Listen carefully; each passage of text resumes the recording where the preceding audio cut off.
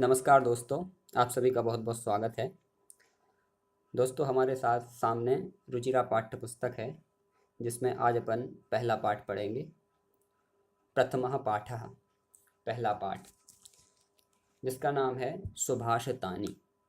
दोस्तों, सुभाषित शब्द आपने बहुत बार सुना होगा।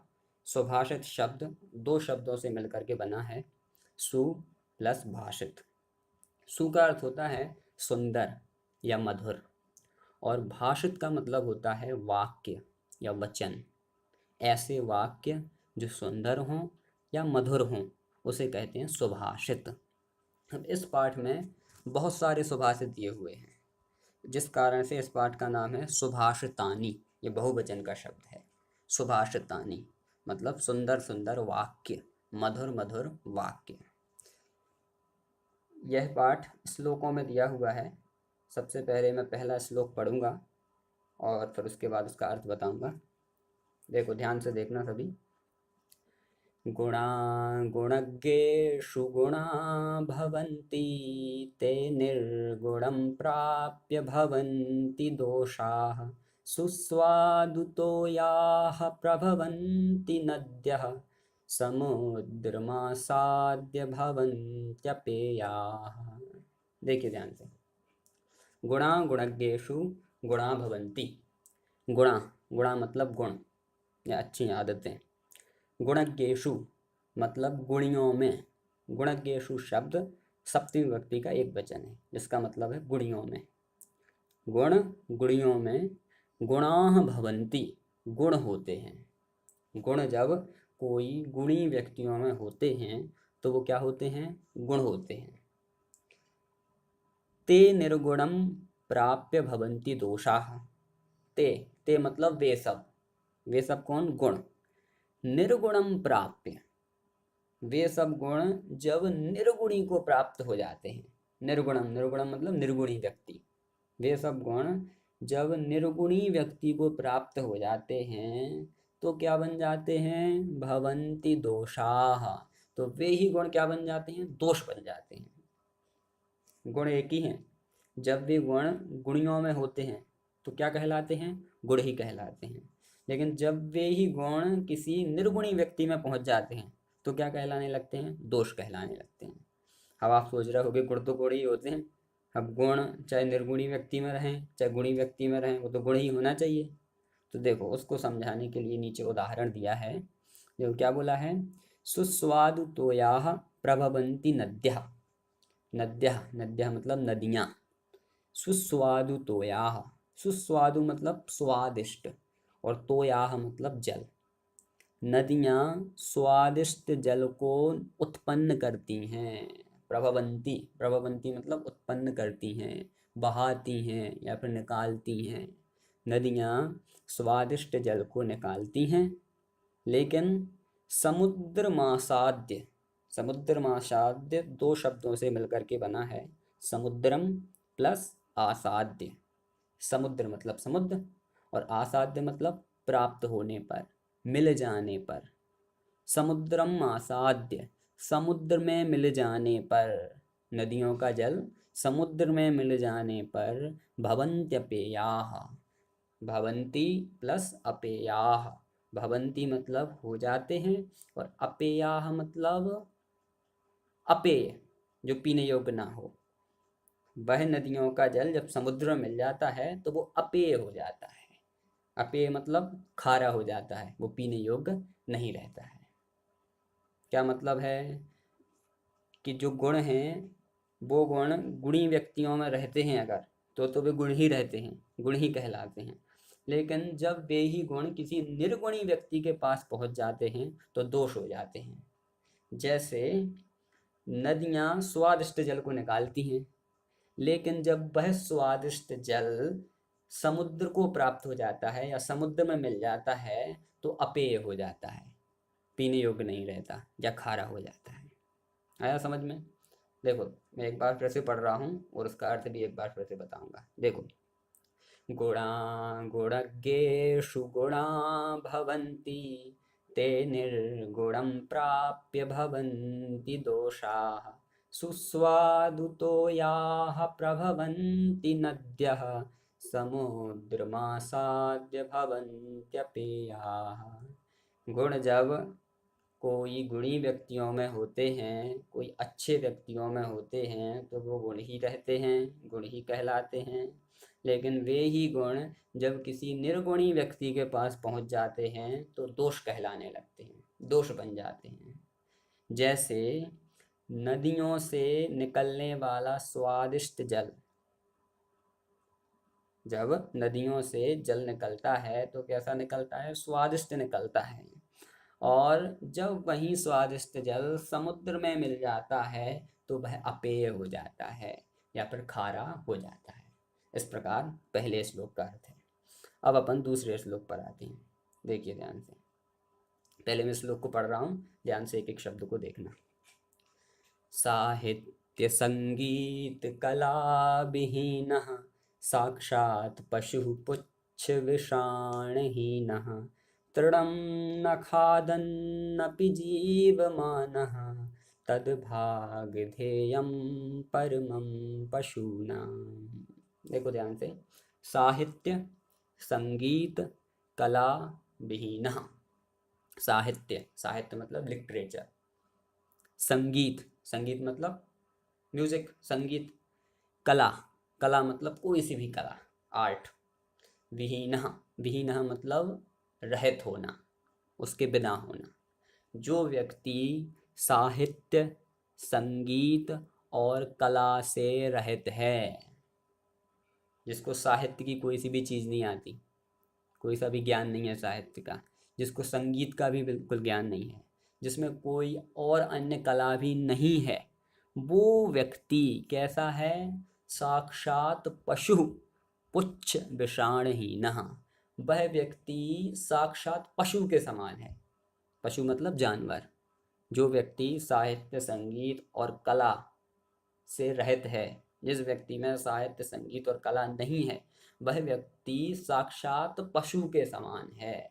साक्षात मतलब सामने ही, प्रत्यक्ष ही पशु के समान है। और कैसा पशु है वो? पुच्छ विषाणहीनः, जिसकी पूंछ भी नहीं है और विषाण मतलब सींग भी नहीं है। हीनः मतलब नहीं है। वह कैसा पशु है कि पूंछ और सींग के बिना पशु है। जो कैसा है? तृणम न खादन्नपि जीवमानः। तृणम, तृणम मतलब होता है तिनका या फिर घास। न खादन्नपि, न मतलब नहीं, खादन्नपि, खादन अपि, नहीं खाता हुआ भी, जीवमानः जी रहा है। जो घास को नहीं खाता हुआ भी जी रहा है। तद्भागधेयं परमं पशूनाम। तद्भागधेयं परमं पशूनाम, कि वह तो पशुओं का परम भाग्य है। वह तो पशुओं का परम भाग्य है। क्या पशुओं का परम भाग्य है? कि पशुओं का यह परम भाग्य है कि वह पशुओं का भोजन नहीं खा रहा है, पशुओं की घास नहीं खा रही, घास नहीं खा रहा है। इस कारण से वो पशुओं का परम भाग्य है कि वह तिनके को खाए बिना ही जी रहा है। ध्यान से देखो, जो व्यक्ति साहित्य संगीत और कला से रहित है, जिस व्यक्ति को ना तो साहित्य का कुछ आता है, ना संगीत के बारे में कुछ जानता है, ना कोई भी कला है, वह व्यक्ति पूंछ और सींग के बिना साक्षात पशु के समान है। जो घास को नहीं खाता हुआ भी जी रहा है, यह तो पशुओं का परम भाग्य है। क्या भाग्य है? कि वह उनके हिस्से की घास नहीं खा रहा है। अब अगर है तो पशु ही साक्षात, अगर वह पशुओं की घास भी खा लेता तो बेचारे पशुओं के हिस्से की घास चली जाती। तो कह रहे हैं कि यह तो पशुओं का बहुत बड़ा भाग्य है कि वह पशुओं की घास नहीं खा रहा है, घास को नहीं खाते हुए भी जी रहा है। यहाँ पर ऐसा कह सकते हैं कि पशुओं का वह तो भाग्य है कि कोई व्यक्ति, कोई पुरुष पशुओं के साथ चल रहा है, पशुओं की कैटेगरी में आ रहा है। तो पशुओं को अपने आप पर गर्व हो रहा है कि ये तो हमारा बहुत बड़ा भाग्य है। देखो ध्यान से, मैं एक बार फिर से पढ़ रहा हूँ और उसका अर्थ शॉर्ट में बताऊंगा। साहित्य संगीत कला विहीनः साक्षात् पशु पुच्छ विषाणहीनः तृणं न खादन्नपि जीवमानः तद्भागधेयं परमं पशूनां। जो व्यक्ति साहित्य संगीत और कला से विहीन है, वह व्यक्ति बिना पूंछ और बिना सींग के साक्षात पशु के समान है। जो घास को नहीं खाता हुआ भी जी रहा है, यह तो पशुओं का बहुत बड़ा भाग्य है कि वह उनके हिस्से की घास नहीं खा रहा है। ठीक है, अगला श्लोक, तीसरा श्लोक। लोब्धस्य नश्यति यशः पिशुनस्य मैत्री नष्टक्रियस्य कुलमर्थपरस्य धर्मः विद्याफलं व्यसनिनः कृपणस्य सौख्यं राज्यं प्रमत्तसचिवस्य नराधिपस्य। देखो अर्थ इसका। लुब्धस्य नश्यति यशः। लुब्धस्य, लुब्धस्य मतलब लोभी व्यक्ति का, लालची व्यक्ति का। नश्यति, नश्यति मतलब नष्ट हो जाता है। यशः, यशः मतलब यश या फिर कीर्ति या फिर प्रसिद्धि। जो व्यक्ति लोभी होता है उसकी प्रसिद्धि नष्ट हो जाती है, फिर वह प्रसिद्ध नहीं रहता। पिशुनस्य मैत्री, और पिशुनस्य, पिशुनस्य मतलब होता है चुगलखोर का, चुगलखोर की। मैत्री, मैत्री मतलब मित्रता, दोस्ती। जो व्यक्ति चुगलखोर होता है उसकी मित्रता नष्ट हो जाती है। लुब्धस्य नश्यति यशः पिशुनस्य मैत्री। लोभी व्यक्ति का यश नष्ट हो जाता है। और पिशुनस्य मैत्री मतलब चुगलखोर व्यक्ति की मित्रता नष्ट हो जाती है। मान लो दो लोग मित्र हैं और आपस में एक दूसरे की बात शेयर करते हैं, और अगर एक व्यक्ति उसकी जो पर्सनल बात है और किसी को बता दे, उसकी चुगली और किसी से कर दे, तो फिर क्या उसकी मित्रता रहेगी? नहीं रहेगी। तो इसीलिए कहा है कि जो चुगलखोर व्यक्ति होता है ना, उसकी मित्रता नष्ट हो जाती है। आगे, नष्ट क्रियस्य कुलम अर्थम परस्य धर्मः। नष्ट क्रियस्य, नष्ट क्रियस्य मतलब जिसकी क्रिया नष्ट हो गई है।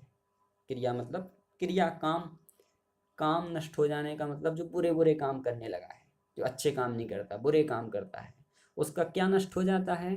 कुलम, कुल नष्ट हो जाता है। अब देखो जो नश्यति शब्द ऊपर आया था ना, वो सभी जगह लगाना है।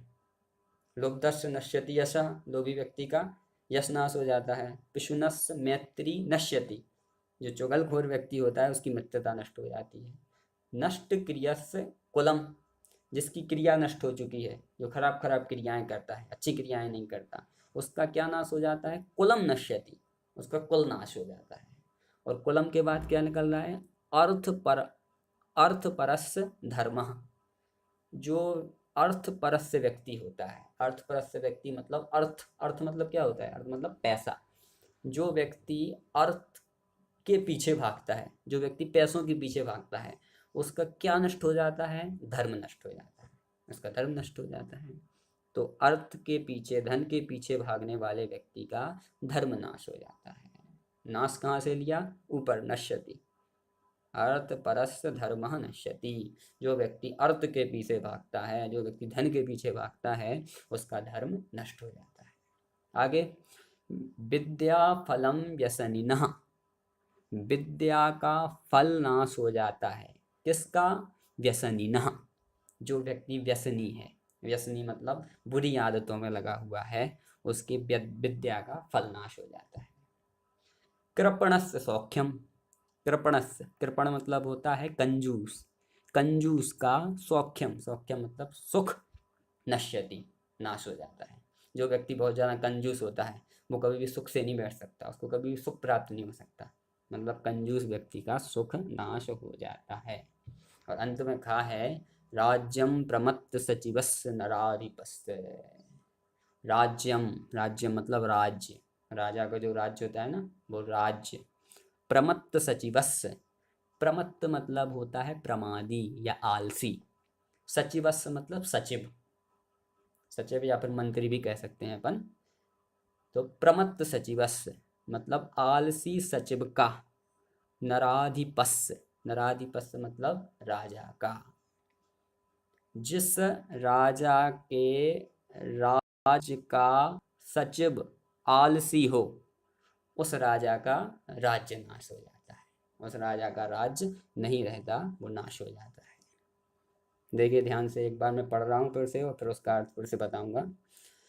लुब्धस्य नश्यति यशः पिशुनस्य मैत्री, नष्टक्रियस्य कुलमर्थपरस्य धर्मः, विद्याफलं व्यसनिनः कृपणस्य सौख्यं, राज्यं प्रमत्तसचिवस्य नराधिपस्य। लुब्धस्य नश्यति यशः, लोभी व्यक्ति का यश नाश हो जाता है। पिशुनस्य मैत्री नश्यति, जो व्यक्ति चुगली करता है उसकी मित्रता नाश हो जाती है। नष्ट क्रियस्य कुलम, जिस व्यक्ति की क्रिया नष्ट हो चुकी है, जो खराब क्रियाएं करता है उसका कुल नष्ट हो जाता है। अर्थपरस्य धर्मः, जो व्यक्ति पैसे के पीछे भागता है उसका धर्म नाश हो जाता है। विद्या फलम व्यसनिनः, व्यसनी व्यक्ति जो होता है, जो बुरी आदतों में लगा हुआ व्यक्ति होता है, उसका विद्या का फल नाश हो जाता है। और कृपणस्य सौख्यम, जो व्यक्ति कंजूस होता है उसका सुख नाश हो जाता है। और राज्यम प्रमत्त सचिवस्य नराधिपस्य, जिस राजा के राज्य का सचिव आलसी हो उस राजा का राज्य नाश हो जाता है। तो इस प्रकार से अपन ने